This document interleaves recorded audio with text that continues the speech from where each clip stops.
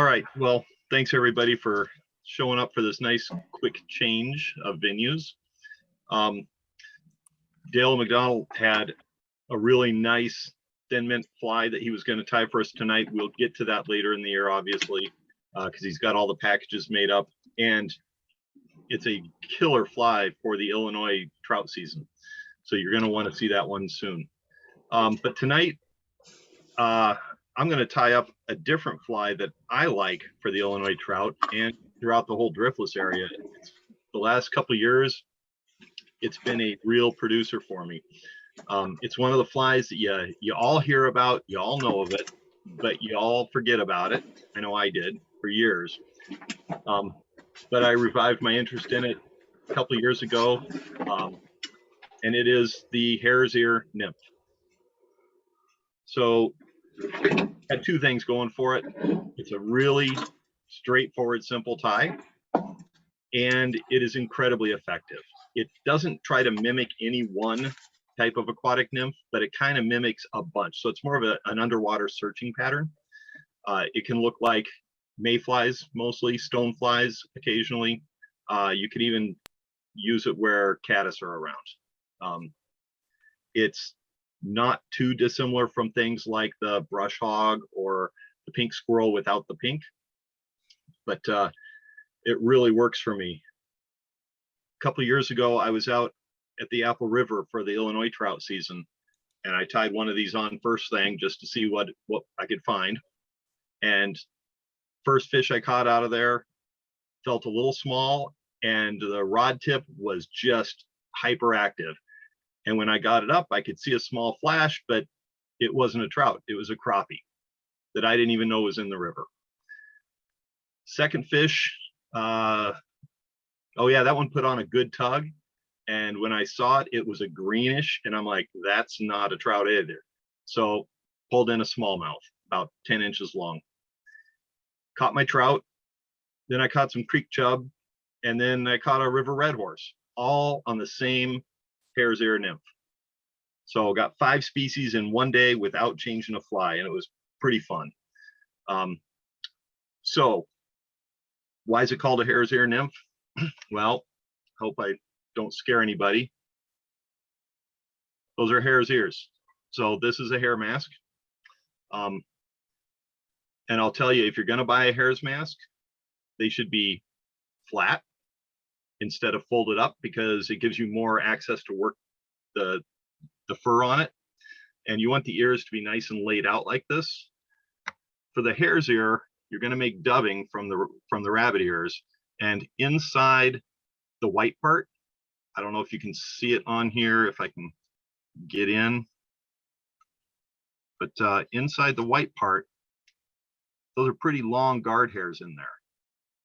And so you'll take the guard hairs out, and then you'll come and take some of the smaller rigid brown fur on the lining, the inside of the ear, and you'll mix the smaller fur first. And once that's all dubbed up, then you'll add the longer guard hairs into that, and don't cut them, so keep them long.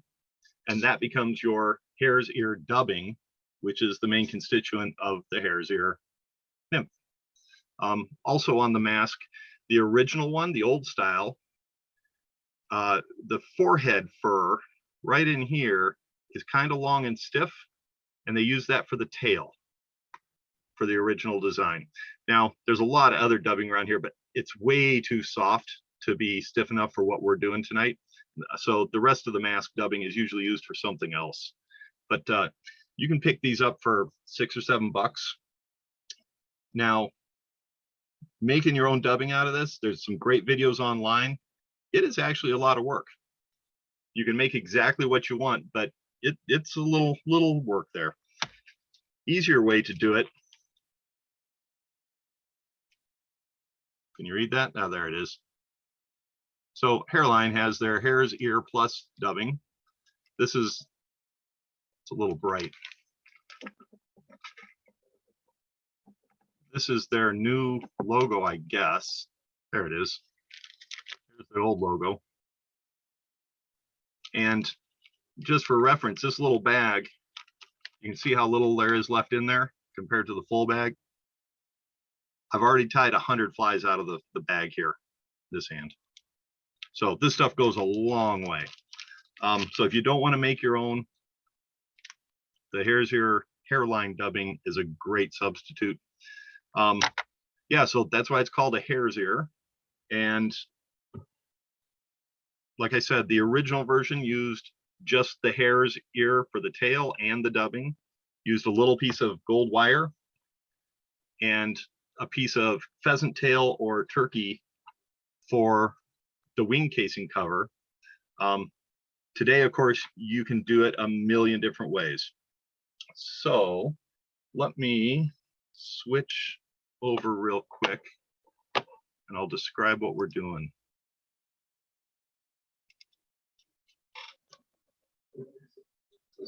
Okay, and I've bumped it so it's out of focus.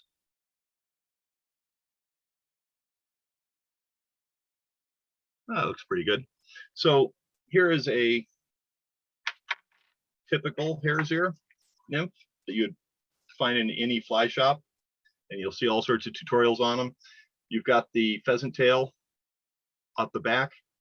You've got the gold, I don't know if you can see that, the gold wire across the hare's ear dubbing. Then under here, you've got the pheasant tail casing over more hare's ear dubbing and some epoxy to look like a wing casing. And then you take a brush and you bring out the longer hair guard's ears, the guard hairs from the hare's ear, and it works like legs. So that's what they look like most commonly today. Historically, it would have looked like that. So you've got the hare's ear from between the eyes, basically the forehead as the tail, nice and bushy. Similar hare's ear dubbing with the wire holding it down, and again, the pheasant tail on the top. And I'll tell you, having gone through 100 of these for the tie-a-thon, you'll go through more pheasant tail than you will dubbing. It's amazing how much pheasant tail you use for these things, because it's not like a simple 2 or 3 strands. You're putting 8, 10, 12 strands of pheasant tail on there just to build it up. So I'm going to start by tying the old style, and then we can do a modern version together if you want. So basically, let me find my camera again. So here's that hare, and I'm going to take and dig just a couple fingers, pinched up a nice wad in there, and it's hard to see because it's so tight, but you pinch up just a little between your fingers, and then you can take your scissors and slide it right along the base of the fur, and then pull away what's in your fingers. Let me see if I can get that out here.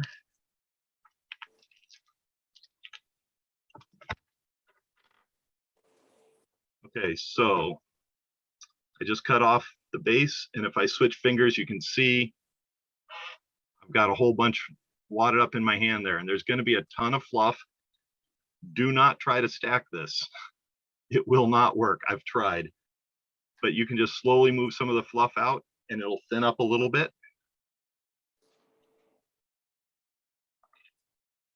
Oh, and there I have my tail.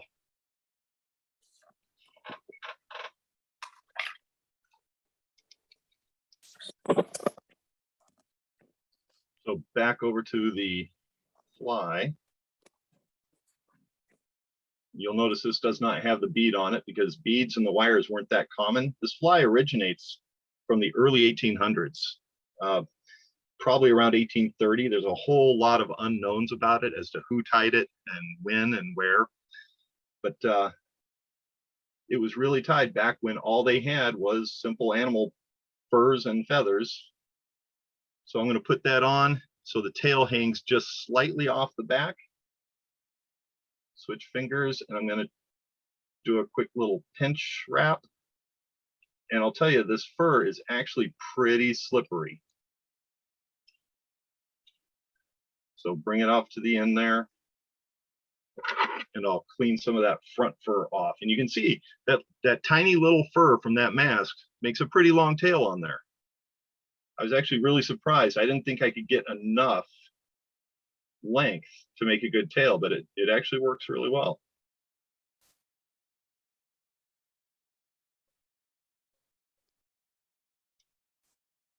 And it is a little messy. It's very fluffy. Okay, get that all lashed down.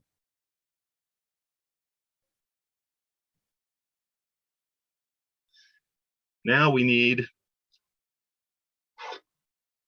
our gold wire, and this is just small, regular gold wire.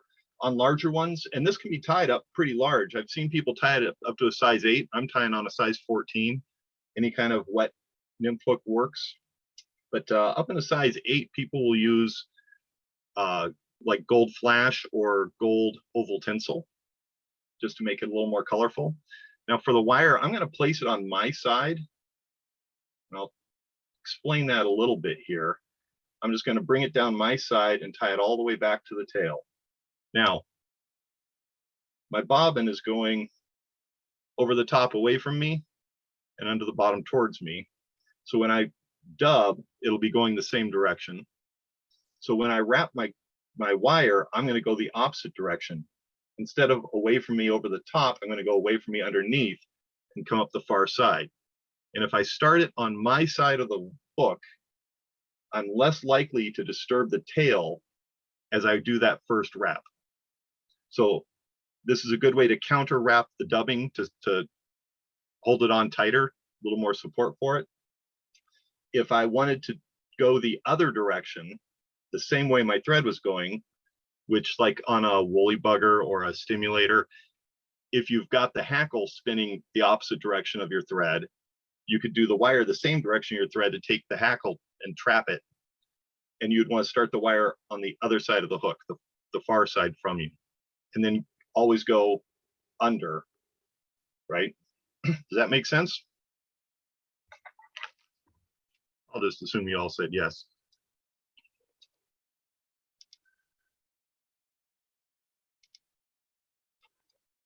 Just looking at the questions there, but yeah, if you got questions, somebody point them out to me. So I'm going to start dubbing with not much, just a little bit, and you can see those long guard hairs in there. They look nice and stiff and light, stand out really well.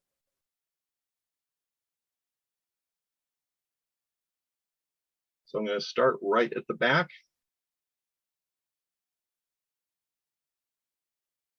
Work my way up to about the halfway point, which it's about it right there. And you can see those. Oh, thread size and color. Thank you, Blue. I like to use a tan or an olive. Tonight I'm using an olive. You can use whatever color fits your nymph. If you're going for stoneflies, larger, I would go with a darker color, and I would actually go with a dyed hairs dubbing and keep it, into the dark browns, the blacks, or the olives.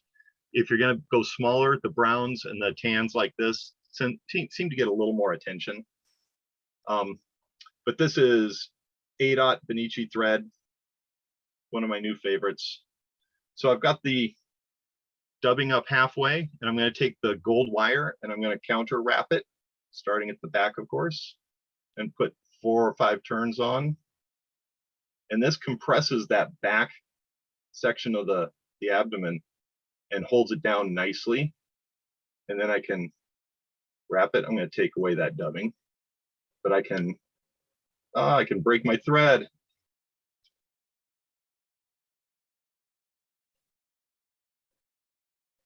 Quick recovery here, hang on. Okay, so you got to anchor that wire down nice and tight.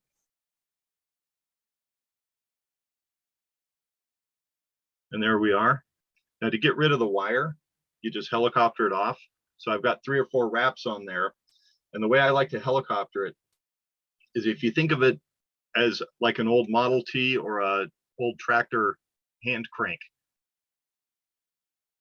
You take it and you make it a 90-degree angle, and then you just hand crank it around at a 90-degree angle, and it comes off real easy right at that last wire, the last thread wrap, nice and clean. So you don't have to have a cutting tool in there to make a sharp edge, which could nick your thread. It just comes off nice and simple. Practice, because sometimes thicker wire or cheaper wire doesn't helicopter quite as easy, so you might have to give it 5 or 6 revolutions.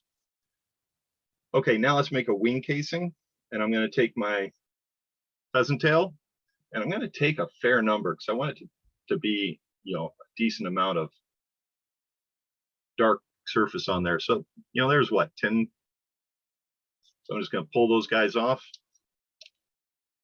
I'll clean up the tips just a little bit. Clean up the butt ends, and I'll tie it in by the butt ends right on top. Try not to crowd the eye too much. And then we take a little bit more of our dubbing, and up here you want to go a little thicker. Build it up. It's a little too fluffy, but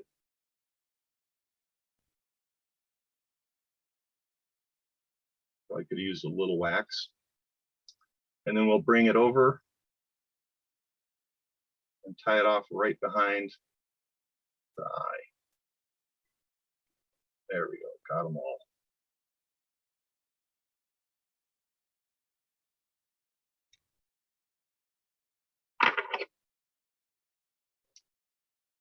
Trim out our excess on the pheasant tail. And then somewhere I've got a whip finisher. Okay, so that is the traditional style.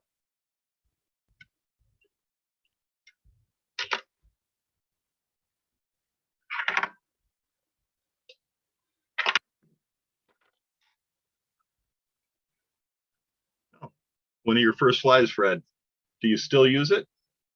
Because I found that I never went back to it after the first time I tried it, and now you can't get it off my line. So this fly doesn't have any extra weight, so it's not going to be a deep diver, especially in fast water. It's great for small water, but if you want to get a little deeper, you're going to have to put some weight on it. And that's where the modern style comes in. So I don't know if people want to tie along on this one. It's very similar, just different material.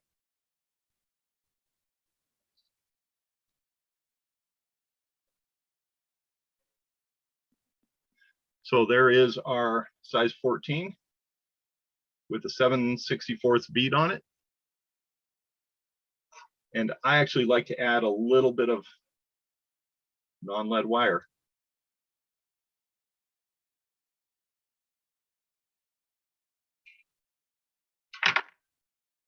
Just clean that up and put it underneath the bead. I can get to it.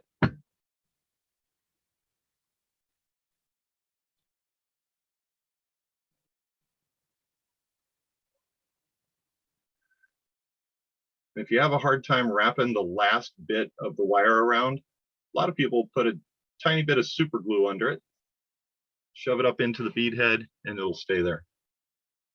Got a slightly overlap there.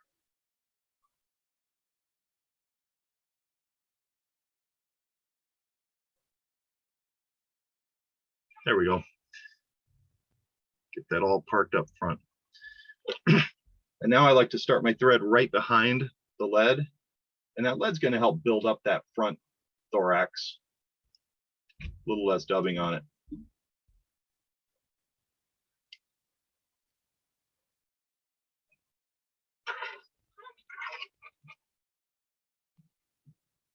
All right, is anybody tying along? Am I going too fast? No? Okay, speak up if you got questions or want me to slow down. So from here, I can go back to my pheasant tail, and I'm going to take a little more than I did last time. Probably about 12.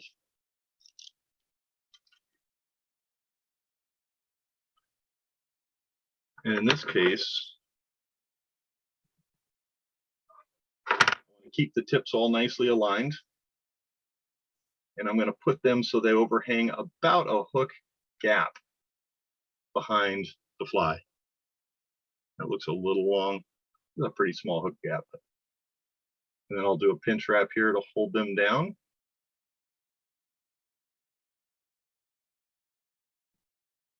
That looks pretty good right there. I'm going to not cut them off, but what I'm going to do is wrap them on the top.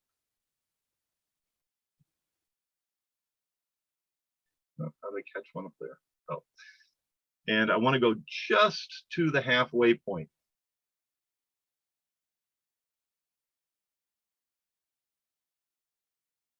That's a little too far. That's about perfect. Okay, so I'm going to leave that there and go back to my gold wire and do the same trick where I'm going to put my gold wire in on the near side so I can counter wrap it away from me under the tail and not disturb it.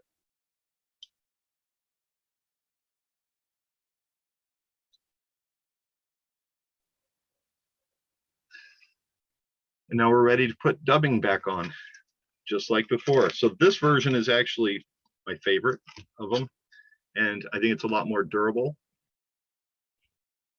Yeah, Fred, you're absolutely right. It's good for the proportions.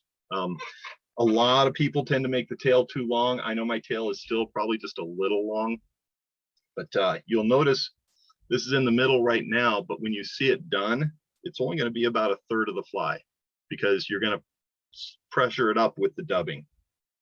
So again, I'm going to take just a small pinch of the dubbing and put it on fairly thin.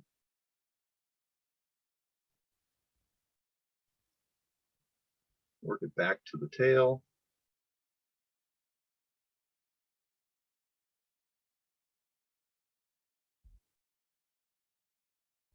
Yeah, we're right there to the thing, and I'll take a wrap in front, and now I can counter wrap my wire the opposite direction. You see how I pull it around and it does not disturb those tail fibers.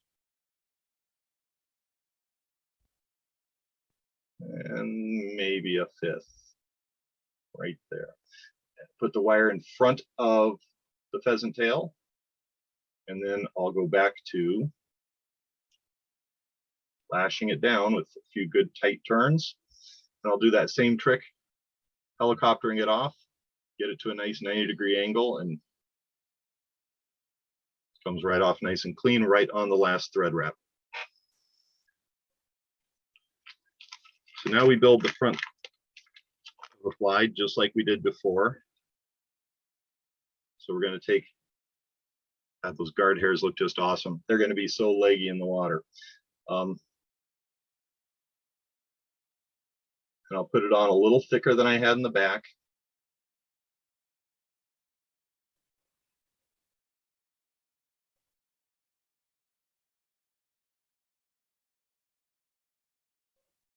Yeah, it looks pretty good. Now I take my pheasant tail fibers, straighten them out a bit, and push them straight over the front of the bead. I'll take a few good tight wraps to sink it in right behind the bead. And there we are. And if you look, I mean, it's pretty much a third of that body. Even though we started out with it at the halfway point, it gets moved up by that dubbing in the back.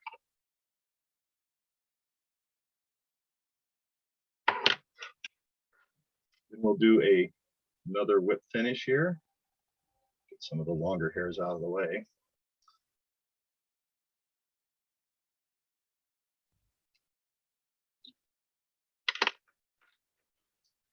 And now, the part that really makes it bulletproof. If you pull the stray fibers away down, you can come in with a little bit of UV glue, UV epoxy,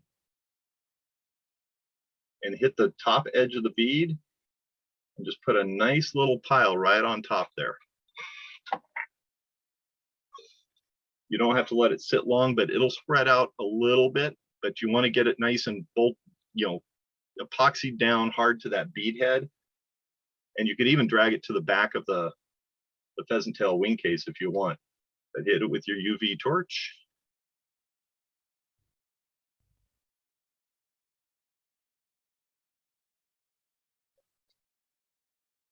Yeah, like Fred just mentioned in the comments, the flex cement would work. The really neat thing about this is you can do a million different variations on this. And I'll take my little brush and that is a buggy fly.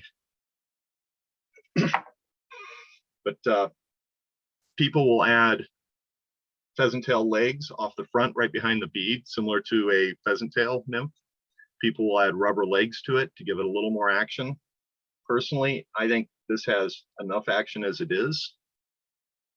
But like I said, this is one of my favorite go-tos now. And I usually fish it in a 14 or a 16. Any questions on that? I take a peek in the chat just to see what's going on here. Okay, I think I hit those. Oh yeah, Fred's talking about swinging this on the timber coulee. It is a killer fly for the driftless. Like I said, it's a great searching pattern. If you're using it as a scud, you'd want to throw it like near the clumps of green foliage underwater and drift it along the boundaries between the weeds and the open rocky areas, mimicking a scud or even a mayfly. But yeah, you can do a million things with this. So does anybody want to see a third version? Or are you all asleep already? Yes, please. Go for a third. Yes, please. Okay, there is a third Definitely. version. I'm still here. Yeah, I see you, Fred. Come here. So a third common version you'll see is similar to the last one I just tied, the common hare's ear nymph, but they refer to it as a hare's ear guide fly. And what does that mean? I don't know. I'd have to ask a guide.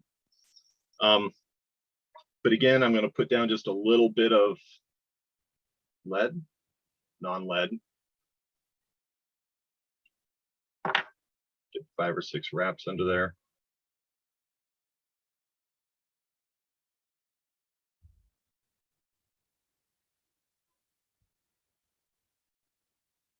Lead's getting real spinny on me tonight. Okay. And then start my line right behind the lead as usual. Build up a little transition in there.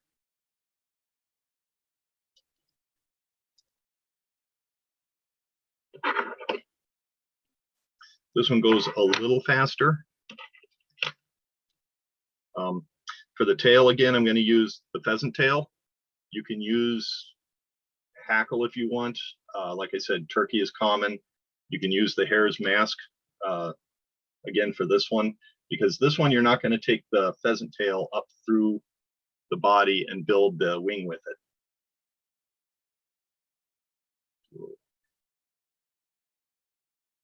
Pinch.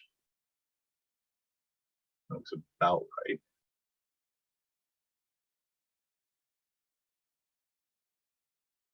So lock that down in there to the lead. Get my gold wire on there again. And this is going to be the exact same application as before. So we're going to use the wire to hold the dubbing tight.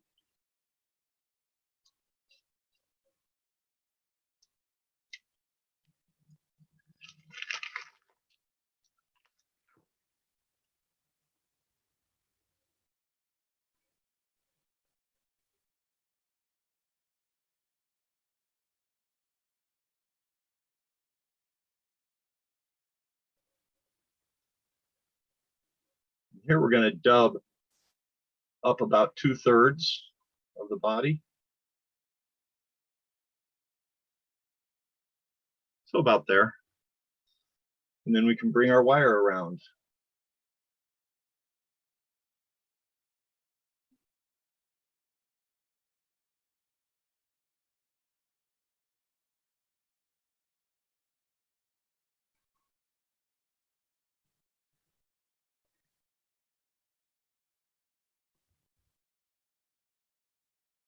And again, helicopter that off nice and close. Now here's where it becomes different.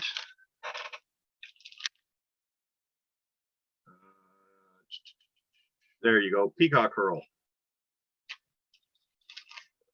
So you take 2 or 3 strands of peacock. On a fly this size, you probably only need 2.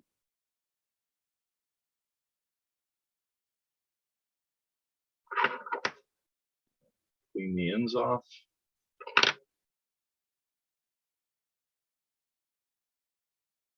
Puts them right in behind the bead. Now just make your thorax with peacock curl.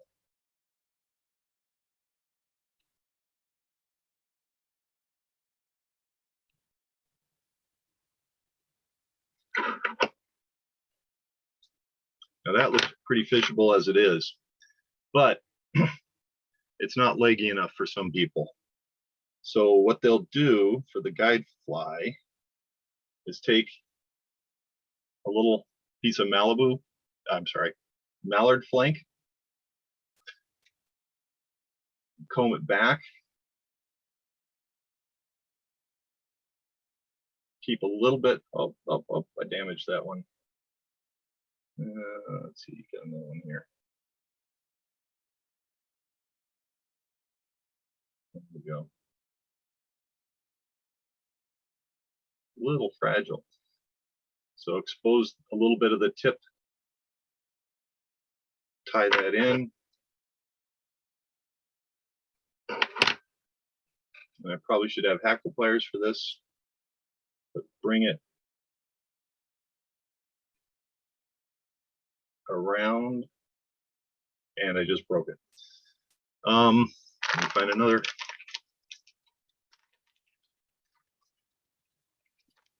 Third time's the charm. Third time's the charm. Okay, this one looks a little better. So you want to have some center shaft to grab onto when you're tying it. And there's various ways people like tying it. You can tie it so it cups over, or you can tie it so it cups up. And I like it when it cups up because the feathers are going to stick more out and be a little more dynamic in the water.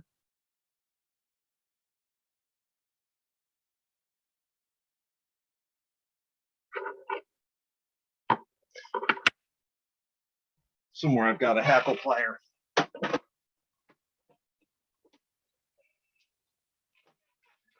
There we go.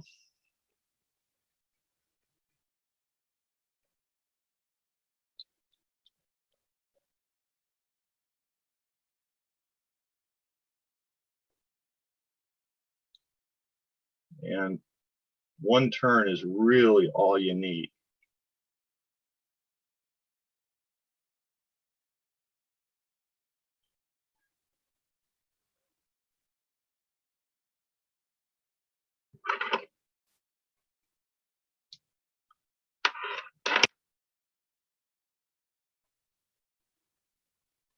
Back behind the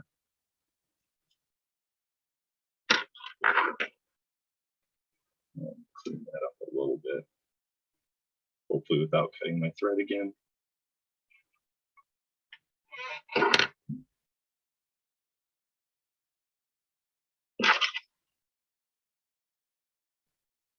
Now that feather I chose was probably a little long for this fly, but I like legs.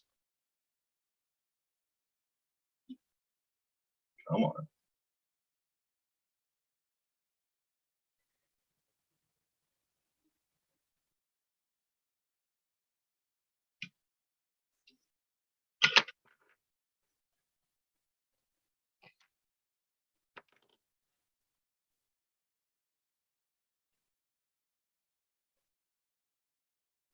So nice and buggy. That gets a lot of attention, even in real calm water.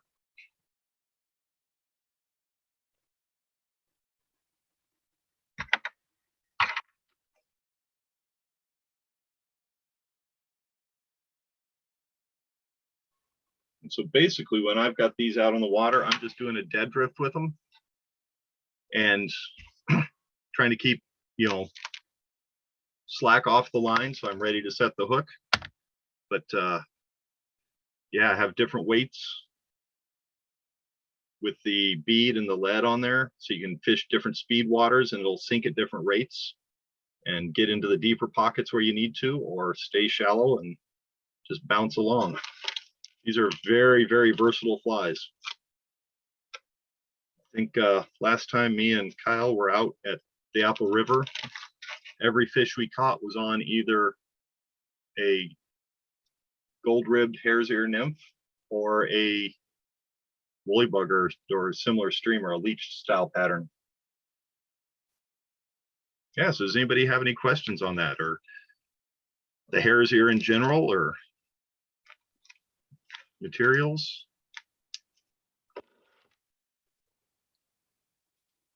Super agreed on the effectiveness of that fly. If I am walking up to a body of water that I've never ever fished before, I want to have 3 nymphs in my fly box, weighted or unweighted. And for sure, it's a gold rib hare's ear nymph. For sure, it's a pheasant tail nymph. And can anybody guess what number 3 might be? If you're in the Prince, dribble, Prince nymph, maybe size 14. Okay. yeah. Nicely done. Thank you for that. That was Well, thank awesome. you, Tom.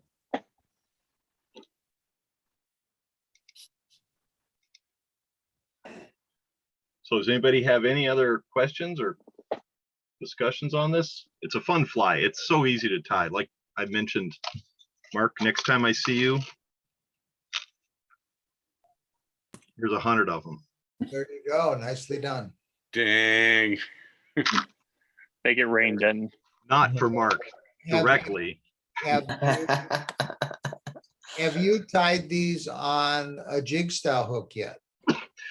That's a really good question. If I go back to the fly, I don't tie them on a jig style because I want the wing case to ride up and visible. Yeah. And- So and invert your tie. if I invert it and I have the Yeah. fly riding like this, Yeah. then I've got to put my wing case in here and it's going to close off the gap of the hook Not that much. a bit. And I'll tell you, it's really a pain to tie that pheasant case inverted inside the hook gap. Well, I didn't say it would be easy. I was just asking. I'm not doing 100 of those. Well, I didn't ask you to do 100 for your own personal use. I've tied, I think I've literally tied 3 inverted on a jig hook. Okay. And then I stopped because, these work so well straight up. Yeah. And if you can tie them that fast, if you lose a few, you just retie. Yeah.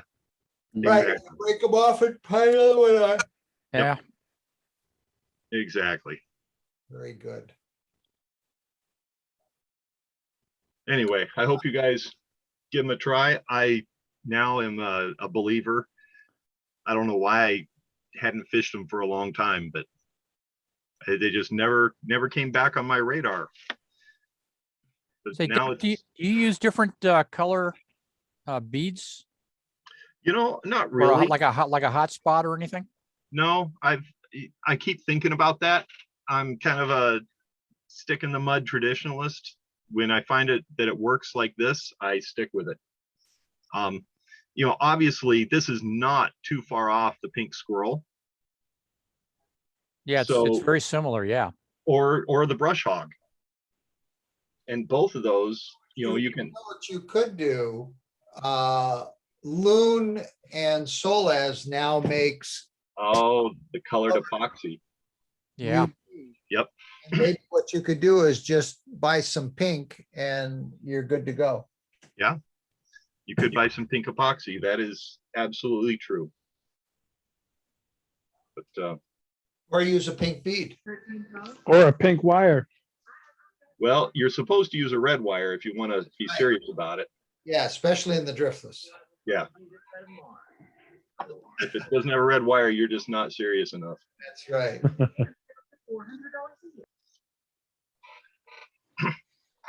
One of my friends, the first time we ever fished the driftless, and we had Pete from Driftless Angler guiding us. Pete put my buddy onto a plunge pool. I can't remember, something creek. I can't remember the name of the creek. Now it's like been thrashed. There's hundreds of people fishing it every day, but he caught a fish on the first cast with a hare's ear. And for the next hour or so, we couldn't pull him off that plunge pool. And he basically just stayed with this one fly with the bead head for about 45 minutes to an hour catching trout. Yeah. So. Yeah, I'll tell you, I had a ton of fun out at the Apple River this last October. They just would not leave it alone. Have you noticed any difference between the original one you have in your vise and then the pheasant tail version? The original one, again, is not weighted. Well, that could be fixed. It can be fixed, Yeah. absolutely. And I don't put a bead on the original one. That's okay. So the one problem I have with it is it sheds water easier.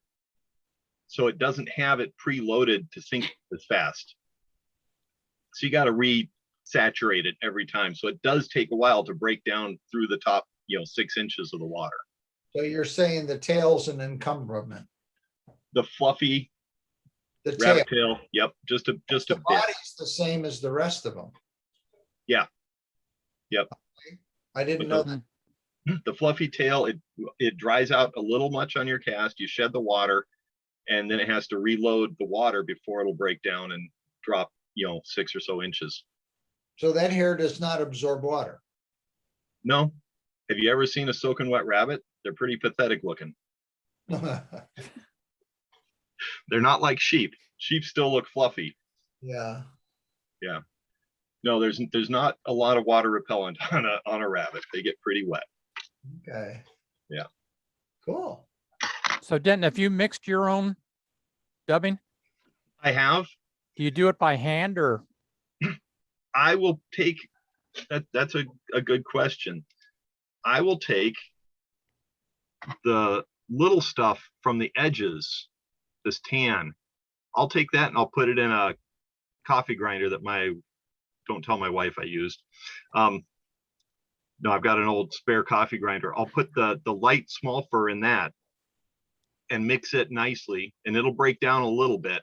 Then I'll set that aside, and then I'll cut out the longer white guard hairs and not put that in a mixer, but then just blend it by hand. Okay. And I'll tell you, it's a lot of work. You can get it exactly the color and the consistency you want, but it's a lot more expensive than just buying a bag of hare's ear dubbing. Yeah, unless you've already got the hare's ear sitting there. Yeah, if you've got it, absolutely use it. I really like pulling out this center section here for the tails. If you're going to go with a very light version of it, stay closer to the surface. But Okay. and of course, the cheek material is really fluffy. You can pull that off and put that through a coffee grinder, blend that up real easy, and that makes some really nice general dubbing for wet flies. It doesn't have as much of the guard hair effect, so you don't get it as leggy, but it still works nice. Cool.